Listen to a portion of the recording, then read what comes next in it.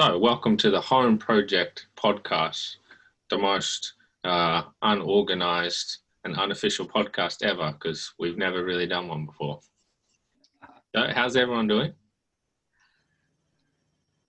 Yes, I don't even know what to expect. It's still early. Good, no expectations. Cornerstone of the Tao, right? Yes, that's right. No action. Yeah, I guess because we don't know who you are that's watching this, that we'll just talk a little bit about who we are and how we got here and what we're working with together. And so I'll start maybe. I'm Lyle Perry, and I'm sounding very serious, but I don't mean to be. I live in Stockholm in Sweden. I'm a New Zealander. I've been living here for 25 years nearly. I've always been interested in well, my life really is about spiritual growth, learning, and what's happening on the planet. You know, what can we do to make things better? So that's me, and I'm losing the plot a little bit. I think I might throw it to someone else and come back to. Okay, that was serious Lyle, right? Not real Lyle. Yeah. I think it's early for you too.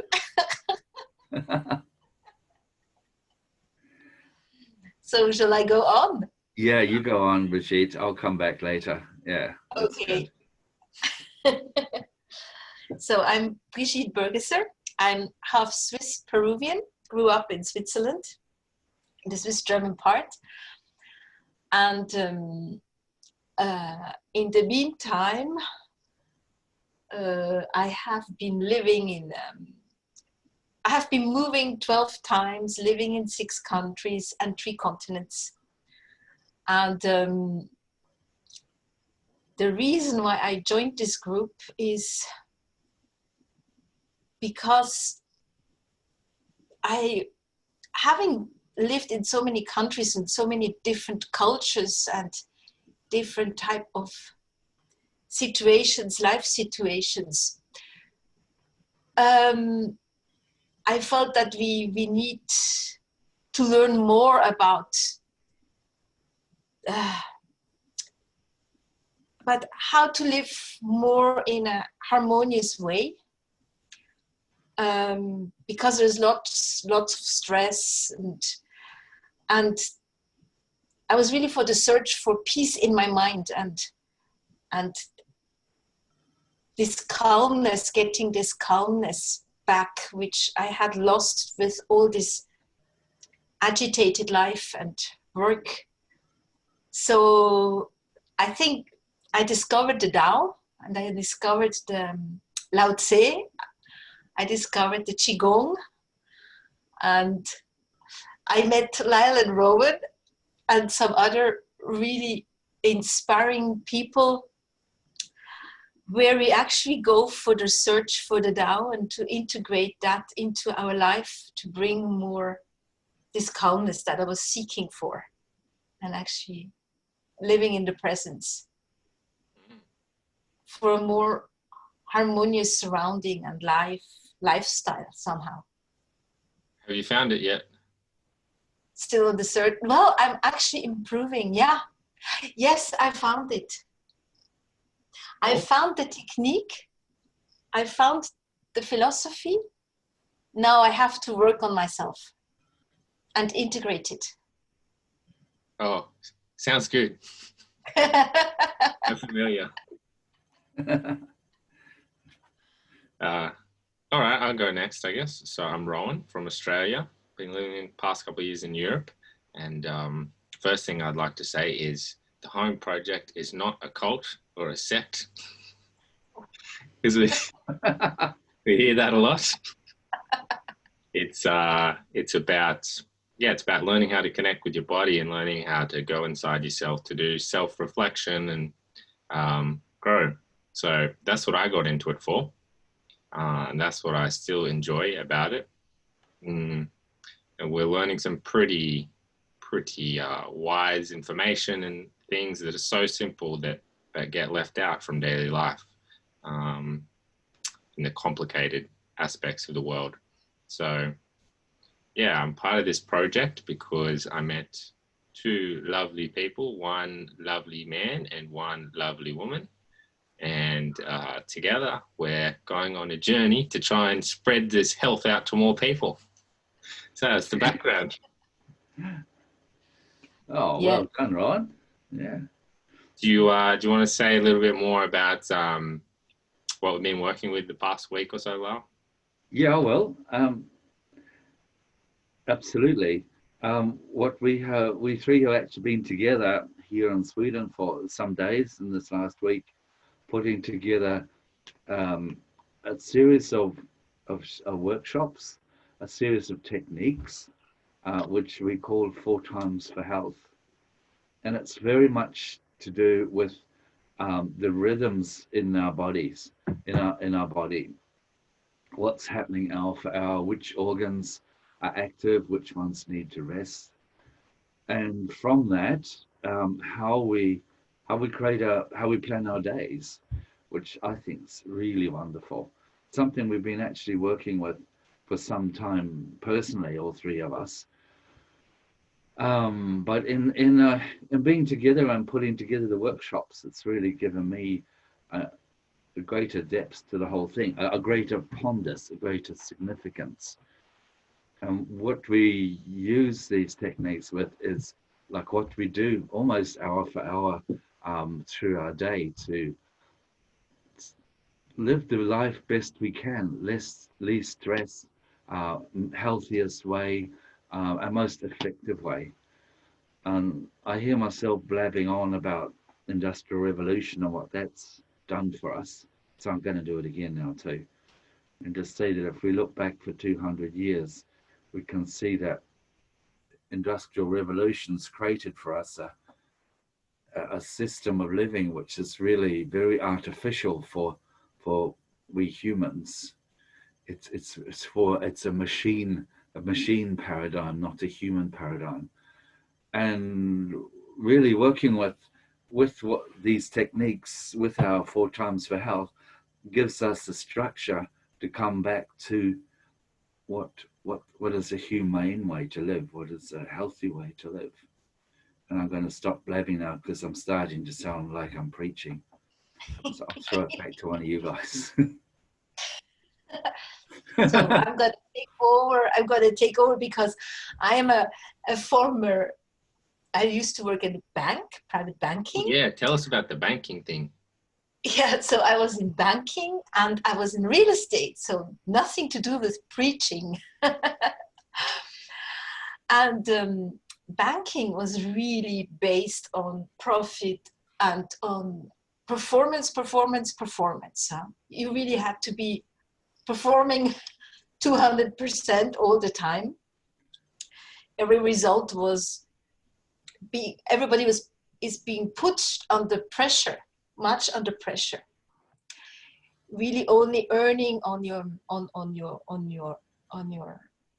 the money that you're bringing into the bank, and so there's a lot of pressure. And so what is the automatic feeling is that I have to work 24 hours to be able to be at the height of this pressure and in this competition of all employees, we all being put in the same pressure.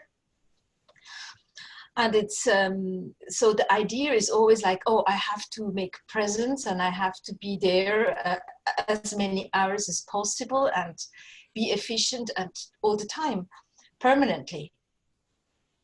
So that was the banking part. And then I created my own company, and I created a real estate company, a booking platform. And there I was my own boss, and I had again this same way of actually life philosophy, you can really say. It was, oh, I have to get up really early and already answer my SMS and my emails from my bed at 6 or 7 in the morning, and then get my kids ready, bring them to school, and straight go back to the computer and work as much as possible, and just stop 10 minutes for lunch or bring my food on the table in front of my screen and work in front of my screen, or in the evening also go back to work. And what I hear, it was home office. I already started home office in 2006, not now everybody's starting home office now in 2020, you know, but I had already started home office at 2006. So home office is really quite nice because, okay, you have your kids around, you see your family more often, but you have also your computer all the time around and your business all the time around. So there is no limit of saying, okay, this is a break, I'm going to take my train, I go home and I have a break. So the temptation to be working 15 hours, you know, per day or 12 hours per day is very, very tempting. And especially if you need to perform and you need to have the income, and at the end of the month you have to pay your bills. And so the end of the story was that at the age of 53, I got sick with a cancer. And I had 2 years to reflect. I was stuck in my bed and I was thinking, what's going on? What did I do wrong? You know, I was a very conscious Swiss woman working hard, you know, following the good reputation of a Swiss citizen.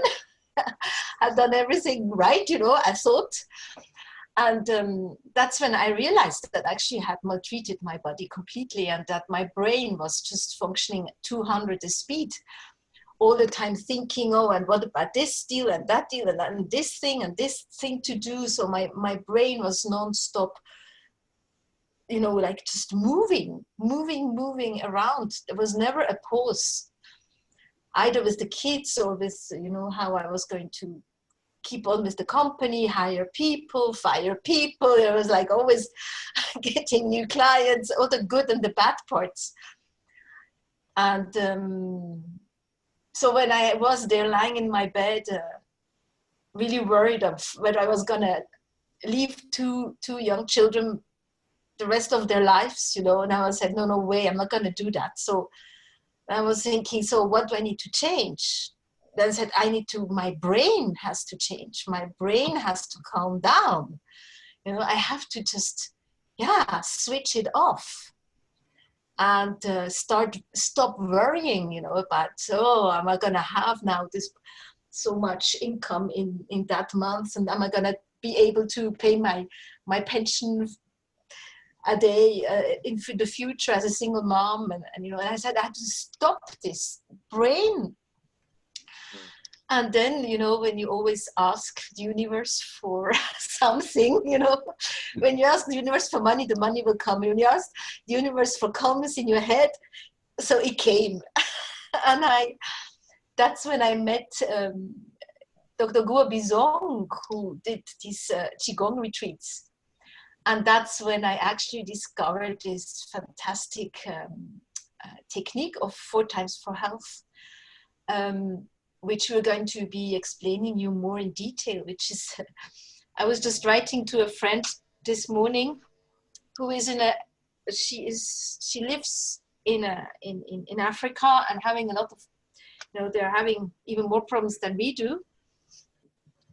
And I was telling her, you know, I'm going to teach you this technique. It doesn't cost anything. It's only perseverance, you know, how do you say perseverance? Perseverance. Yeah. And it's only about discipline and perseverance. It doesn't cost you 1 single franc.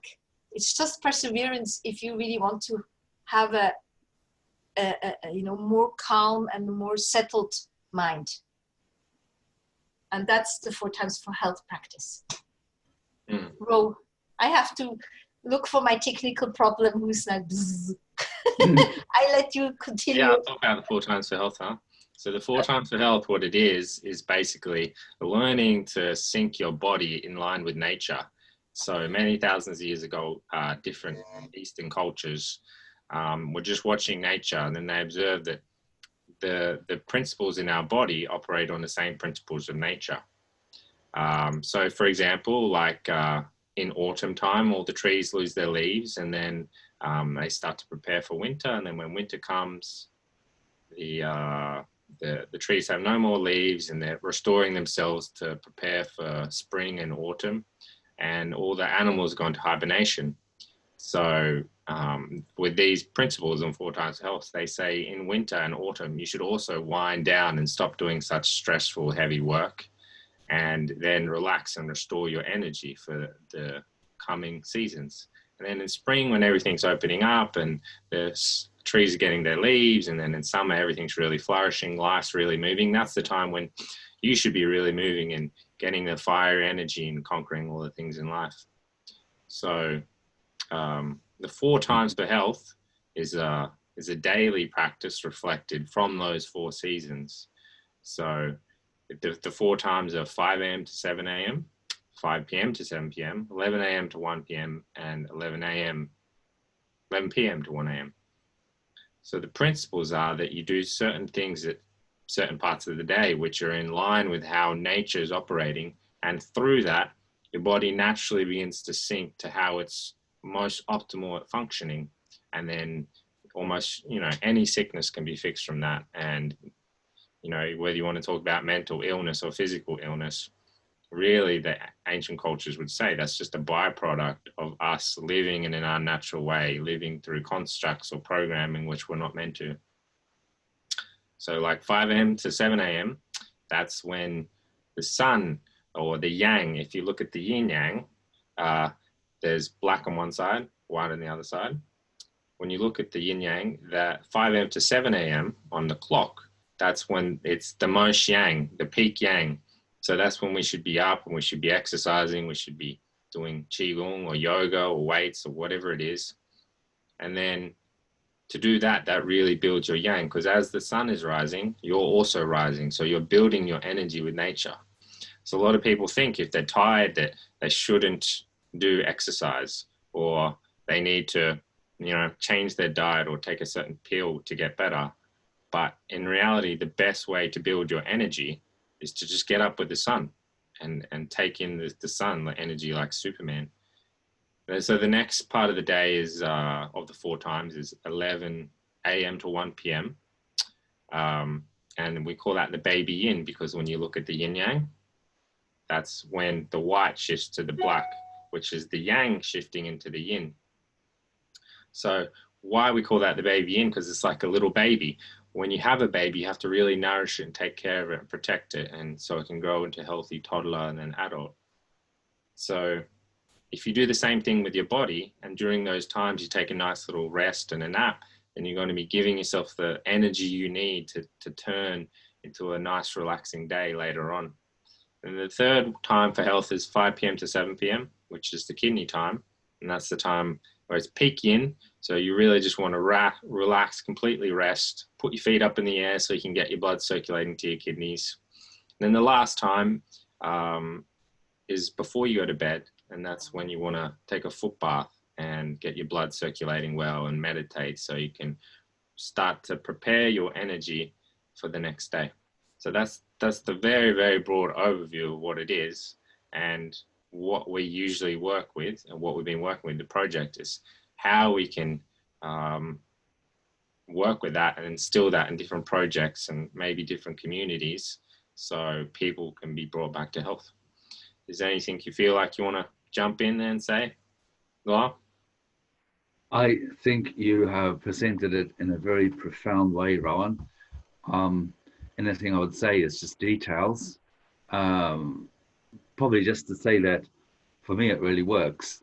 What it means in as far as the work day goes is less work hours, but I get probably more done than before, because I feel like I'm not pushing against myself, against life. So it's very real for me in the daily work situation. Yeah, that's about all I think I want to say now, Rowan. I think we covered it really well. How about you, Brigitte? Do you want to add something more to Rowan's profound words? Yes, thank you for the description. It's actually a very powerful practice. Now I have my cancer, it's now 5 years, and I feel, I have never felt this well with myself and also with my life. I'm taking it much easier, which doesn't mean that I'm not being efficient, but I'm doing also the things that I need to do. And I'm putting priorities on which is things that are important to me. I'm much more living the life I really want to live, and not the life that it's necessarily always expected to be lived in this society today. But having done that, it's also brought much more harmony to my family. It's brought much more harmony to me as a person. And it's brought back my health. And I think it is a very efficient way also for people who are suffering with burnouts, or people who are suffering with depression, and any other chronic illness. I'm really convinced that if you start practicing these 4 breaks in the day, which actually makes sense, no? It makes sense to make breaks in the day. When you can't just all the time, when you're in school, we also have breaks. And then suddenly when we start working, we don't take breaks anymore. And we think that that's performance. And that's not the case. It's not possible.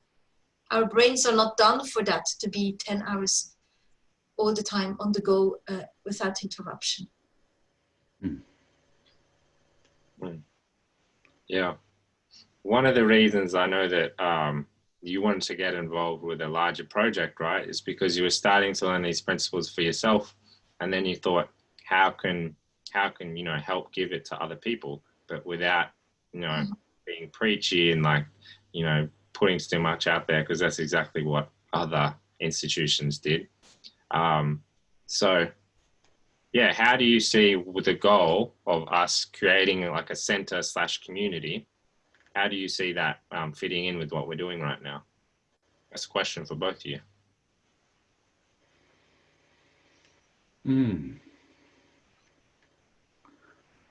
Yeah, well, I can say something on that, Ryan. We haven't mentioned it yet, but we're heading towards having a physical place where we can really learn to use these techniques as a group too, and beyond just these techniques, expand into what we call new humanity, which is like creating a new lifestyle, a new way of being. So I feel that that's a really important step for not just for us 3, but for humanity, that we create a new paradigm, a new prototype. And so this place will be the place, like, it's an experiment place to make it work as a team, as a society. Yeah. What's your understanding of, because you're always calling it an experiment, because you're good at describing that, Brigitte. What's your understanding of this project as an experiment? It's a good question. So the experiment is that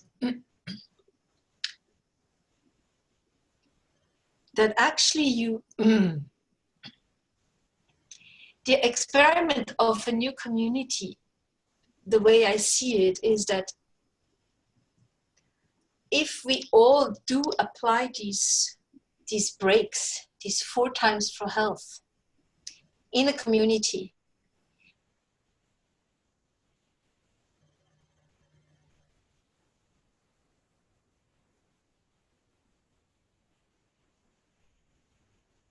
We seem to have lost Brigitte. Oh, hey, Brigitte, are you there?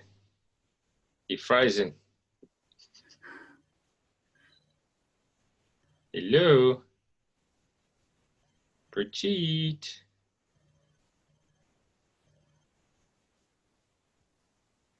Oh dear. She's gone. We'll wait for her to jump back in. Well, Okay. do you want to talk about while she's gone, La, a little bit more about the community? Or what's happening? Absolutely. Yeah.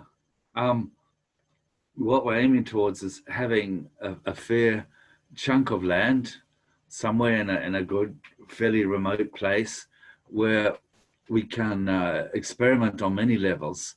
And one thing that I'm particularly excited about is the level of sustainability, both in the buildings that we will create and growing our own food, but even beyond that, growing hemp for making our own textiles, making our own paper, and making our own building products.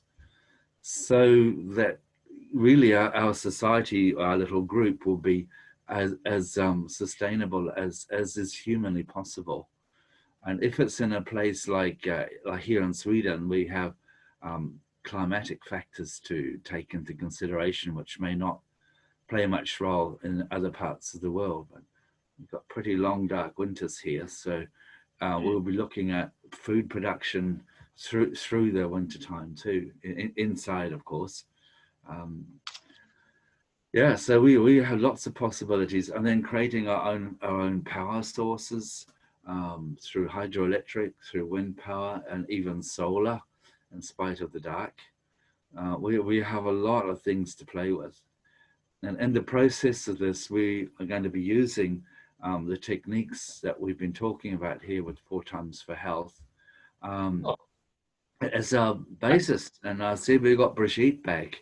So I will hand back to you, Brigitte. Oh, that was a smooth transition. Brigitte, keep going. What happened? Oh, you dropped out, so Lyle just did a smooth transition while we were waiting for you. Very good. We still got. What was I saying? Go God. ahead. What was? Oh, it was the experiment. My God. Yes, it is an experiment because I started that experiment with myself and with my family. And actually, I did it also with my building. So I do have now neighbors who join me in for the 6 o'clock morning meditation, and I taught them Qigong. And since then, the whole building has like a new energy. We all started getting to know each other.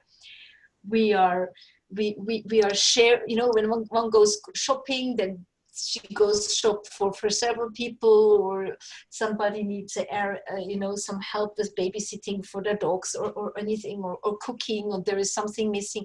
We have almost a daily contact. So I would say we almost created a little bit of community in this building in Switzerland. This is like, it's unbelievable because the Swiss normally are always fighting with their neighbors. And in this building, we are really supporting each other, especially now during the pandemic, even more. So, and I also changed, my clients became different clients in my company. The team, I have now a team, very, very well settled team, a great team. So it has expanded. And I think if we do a community and there is this teaching and we can spread this lifestyle, it is a lifestyle, because we always, when we met now last week in Sweden, we were really very strictly following that principle. So we were 9 o'clock starting to work till 11. I was very efficient, It was very efficient work. And then again, from 1 to 5, hyper efficient. And in the meantime, in between, making our breaks, each one, separately or together. And we did so much stuff in 4 days. We did so much, which I think a normal company does not do it, to be honest. I have never been this performing before. Yeah, I think that's a good point what you mentioned, because what you're talking about when you're community, like you're coming together more. I think that's what the 4Times for Health does as a byproduct. It breaks down barriers. So like when people are asking how is having a community or a center for lifestyle practices going to change anything, like to me the answer is obvious, but maybe it's not so obvious if you haven't been doing it, because you become so productive and efficient in yourself that you just naturally begin to establish energy with other people because you're so open, and your health is good, and then you have something to bond over too, which is just natural things, getting back into nature, living in a certain way. And because you're so healthy and you're so happy, you have time for different things. You have so much free time in the day. So yeah, I think that's a good point. And it is, as you say, you do it actually for yourself, but at the end of the day, the people feel that you're doing, that you're doing well, and so then they feel well also. Like, for example, now the other day we had my daughters there in the middle of exams of École Hôtelière, the hotel school, a very renowned school. So I had here two students coming to study with Jamila, with my daughter, and they were completely worn out. They're completely worn out. That's I said, gosh, I used to be like that with 35, and they're already worn out with 20 because there's so much pressure. And then I told them, okay, stop. We will do now the 5 to 7 break. And they first, was hesitation. And then finally they joined in. And I could really feel like their faces relaxing and calming down. And I said, you do this little break of 15 minutes every day, and you will do your exams like this. It's just, you're always stressed and you're loading over this tiredness. You're loading even more stuff on you. It's terrible. Yeah. So it's simple, right? Just stick your feet up in the air and you're all better. Just stick your feet up. That's what they did. And on top, it was fun, So we were like 5 young here, including me. Having the feet up, finding walls in the whole house, between doors, and having the feet up. It was really fun.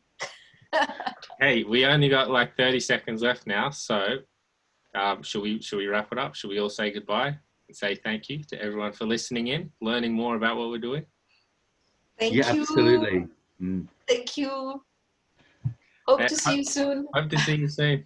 Namaste. And from me too here, all the best. Hope this hasn't been too confusing. Anyway, that's from me. See you again. Bye-bye. First Time Project podcast. See you.